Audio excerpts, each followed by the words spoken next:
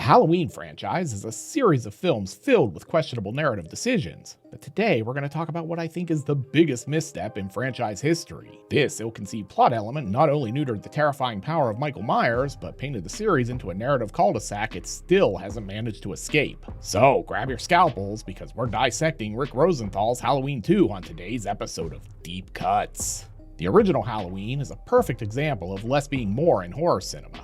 A young John Carpenter, working with a modest budget and an impeccable understanding of suspense, created a film that almost single-handedly changed the face of horror. The story follows Laurie Strode, played by Jamie Lee Curtis, as she becomes the target of Michael Myers, a masked figure who, with his eerie calm and relentless pace, was essentially a personification of pure evil. What made Halloween so uniquely terrifying was the randomness of Michael's victim selection.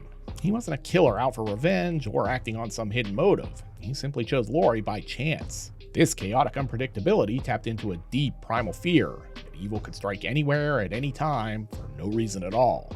No one was safe.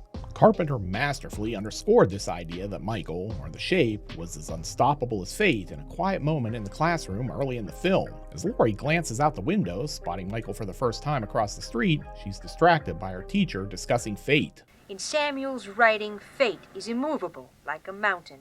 It stands where man passes away.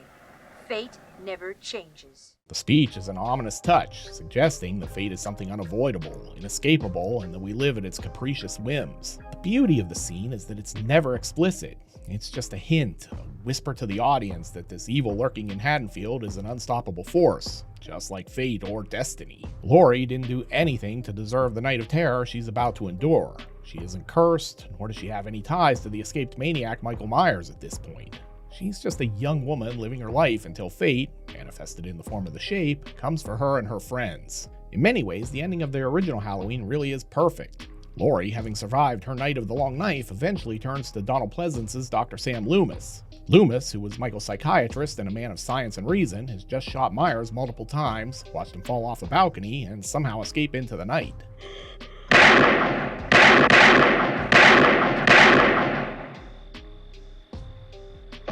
Both are convinced they haven't faced off with a man, but the boogeyman himself. What's the boogeyman? As a matter of fact, it was. The film's final shots of the quiet neighborhood only unsettles the audience more as we can hear Michael's labored breathing.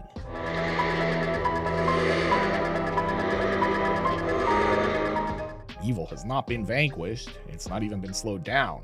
The Shape is still out there, and he could be coming for you next. Anecdotally, I can tell you this ending resonated with audiences. A family friend who saw the film during its original run regaled us with stories about people being nervous walking to their cars after leaving the theater. The message that a cruel fate was inescapable and random was not lost on these viewers. The Shape was not vanquished by Loomis or our final girl. He was still out there, maybe lurking in the darkness just beyond the harsh halogen glow of a movie theater parking lot's lights. Unlike the much derided rallying cry of David Gordon Green's Halloween Kills, he will still live that night. And had Halloween ended there, with those shots of Michael's labored breathing from the shadows of a quiet suburban Haddonfield neighborhood, we might actually hold Halloween in an even higher regard than we currently do. But Halloween was something of a double-edged sword for a young John Carpenter. A tiny horror film that had become wildly popular and put him on the map as a filmmaker to watch, but was now also something that had sequel and franchise potential. And this is where things start to derail. Carpenter has spoken at length about not really wanting to make a Halloween sequel, and he felt the film worked well enough for what it was and that he was content to move on with his career. In fact, he was determined to make The Fog as his next project. But producer Irwin Yablans saw dollar signs and wanted a sequel.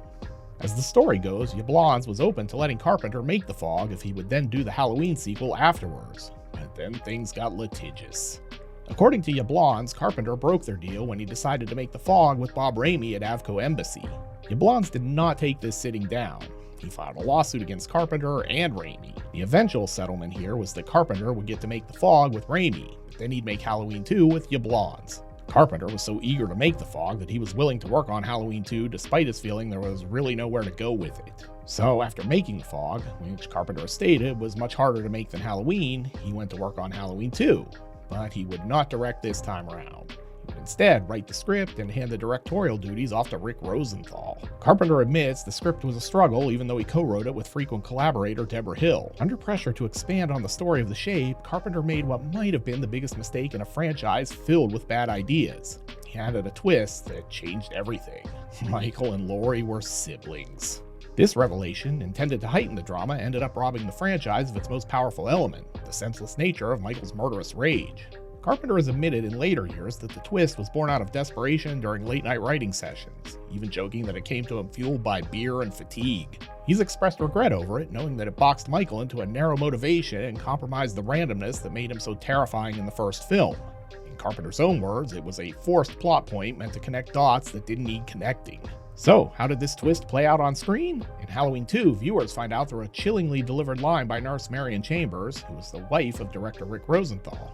Chambers reveals to Loomis that Laurie was adopted by the Strode family and is, in fact, Michael's younger sister. That girl, that Strode girl, that's Michael Myers' sister. This revelation turns Michael from an abstract representation of evil into a killer with a specific vendetta.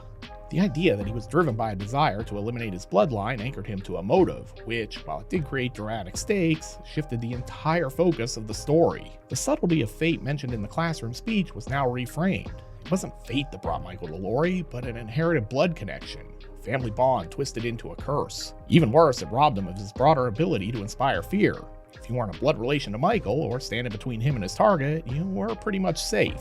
This was such a weird, out-of-left-field narrative swerve that they had to retroactively fit the twist into the original Halloween through reshoots and added scenes for its 1981 TV airing. Carpenter filmed additional sequences that revealed more about Michael's past and his connection to Laurie, reworking the classic original to accommodate the sibling angle introduced in Halloween 2. One of these scenes showed Dr. Loomis reading the word sister scrawled in Michael's cell at the Smiths Grove Sanitarium, a hint designed to foreshadow the upcoming revelation. These scenes felt like patchwork, a retroactive attempt to weave coherence into a story that was never designed to carry such a twist. The impact of the sibling revelation rippled through the franchise, affecting the tone and direction of nearly every sequel that followed. It confined Michael's character to a specific motivation that had to be addressed or explained in each subsequent film. This also narrowed the scope of his menace and made him less frightening and more predictable. In Halloween 4, The Return of Michael Myers, and Halloween 5, The Revenge of Michael Myers, the focus was on his pursuit of Laurie's daughter, Jamie Lloyd, and tying the story back to that familial connection established in Halloween 2. These films went to great lengths to justify why Michael, a nearly indestructible figure, kept coming back. He was driven by a relentless need to end his bloodline, no matter how contrived the setup became. By the time the series reached Halloween 6, The Curse of Michael Myers, the plot had become an almost labyrinthian blend of supernatural cults and ancient curses. The Curse of Thorns subplot was introduced as an explanation for Michael's obsession with killing his kin, tying his actions to a cult that used him as a tool to maintain its power. This arc was emblematic of how far the franchise had drifted from its roots. Instead of Michael as a silent, unfeeling manifestation of evil, he was now a puppet of a larger mythology that tried to justify his actions with layers of supernatural lore. The chilling simplicity that Carpenter had captured in 1978 was buried under years of increasingly convoluted storytelling. But all of these terrible decisions are the fruit of that ill-conceived sibling angle from the second film. Carpenter's regret over the sibling twist reflects this shift.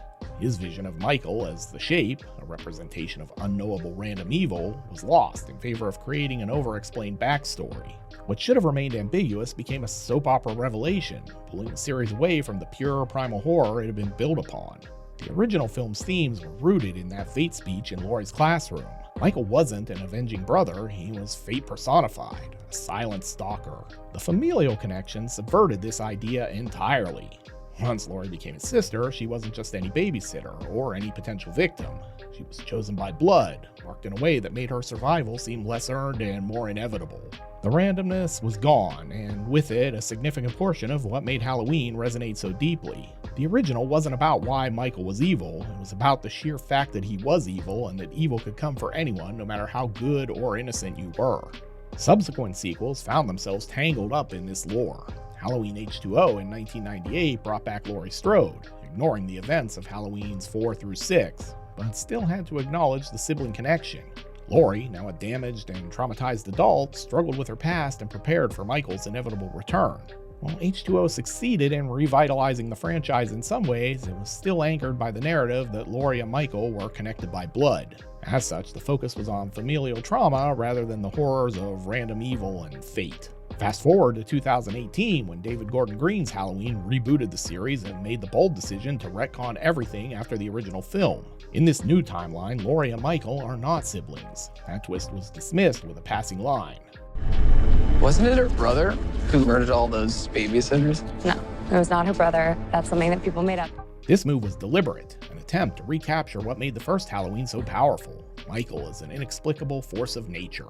The decision to strip away decades of lore and convoluted explanations paid off for many fans who yearn for a return to the essence of the shape, a silent, motiveless figure who could strike anyone, anywhere. But the David Gordon Green trilogy had a bunch of other problems, which maybe we'll talk about in another video. The one thing Halloween 2018 got right was that it showed that the franchise could still be terrifying without relying on contrived backstories. Michael Myers didn't need a reason to come after Laurie Strode or anyone else. He was simply there, an embodiment of evil that had no motive, no plan, and that could not be reasoned with. The randomness was restored, along with the sense that this kind of horror could indeed happen to anyone. It was a return to Carpenter's original vision, and for many, it felt like a much-needed course correction. Yet, for all the twists and changes, the shadow of that sibling revelation hangs over the Halloween franchise in much the same way the specter of Michael Myers hangs over Haddonfield. It remains the moment when the series shifted away from its initial haunting simplicity to a narrative burdened with increasingly complicated motives. The decision to make Michael and Laurie siblings might have been intended to deepen the story, but it instead narrowed its scope, making it less universal and more like a family drama with blood and blades. The classroom scene in the first Halloween spoke of fate in a way that resonated because it felt true to life's unpredictability. Michael Myers, in that original film, represented an uncontrollable force, a dark fate that no one could anticipate or escape. By making Laurie his sister, Carpenter and the franchise moved away from that fundamental horror of randomness, anchoring it to a specific motive that, while dramatic, lost the essence of what made Michael so uniquely terrifying. Carpenter's acknowledgement of his regret shows a creator's understanding of how even one decision, made in haste, can redefine the legacy of an entire franchise. And while Halloween has endured through countless sequels, reboots, and retcons, it's a testament to the power of the original that even now, people look back and wonder what might have been if Michael had stayed the unknowable, unstoppable shape, fate's silent messenger, stalking the night to punish anyone who got in his way. Ready to take another deep dive into a classic genre film? And be sure to check out my video on the eerie prescience of David Cronenberg's Videodrome. Links here on the screen. I'll see you over there.